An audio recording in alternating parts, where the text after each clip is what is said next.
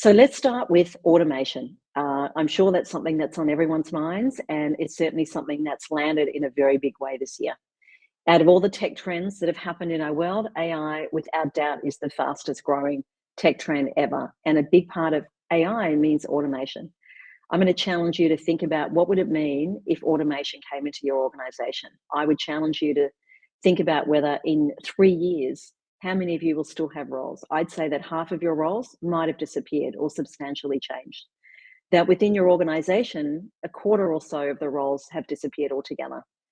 In 5 years, you may not have recruiters at all in your organization. You may not even be using assessment, because the amount of data that exists about us individuals out there in the world is growing exponentially. And that could be enough for you to make a decision around whether you want to hire someone or promote someone. You will just be able to search for the right candidate. Imagine that. The other aspect that is clearly happening is the impact of remote work. So we have experienced decades of change in a few years. This is a quote from Jamie Dimon. No apologies to him.